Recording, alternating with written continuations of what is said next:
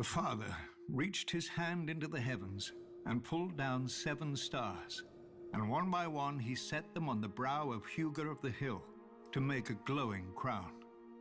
The maid brought him forth a girl as supple as willow, with eyes like deep pools, and Hugo declared that he would have her for his bride. So the mother made her fertile, and the crone foretold that she would bear the king 44 mighty sons. The warrior gave strength to their arms, whilst the smith wrought for each a suit of iron plates. But sadly, the gods no longer walk the earth among us, and you can see what a mess we've made of their creation since. Yet we have hope. The gods didn't abandon us in silence, but gave us their holy words to guide us, collected in the oldest and holiest text of the faith of the 7-pointed star.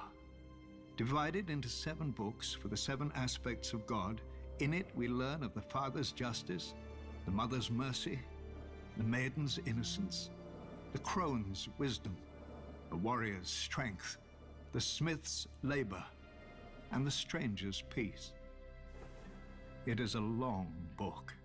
Many never read it in its entirety, even if they could.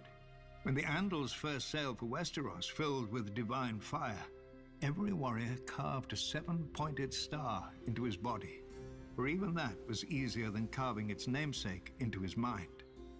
Though one could perhaps argue that it wasn't the warriors, but the septons and septors, armed with the holy text of the 7-pointed star, who truly conquered Westeros.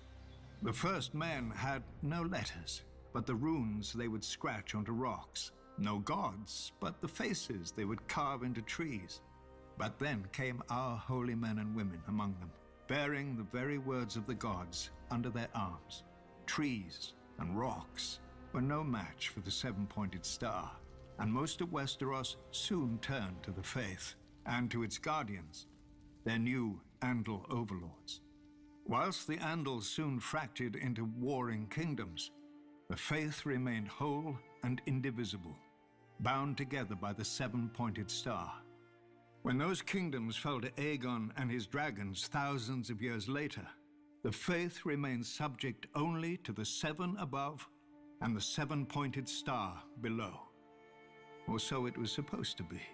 Too often, our high septons have lost their way, clouded by worldly wealth and power.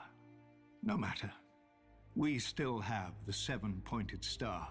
Men's will and virtue may fail, but the words never do. As men bow to their lords and lords to their kings, so kings and queens must bow before the 7 who are one.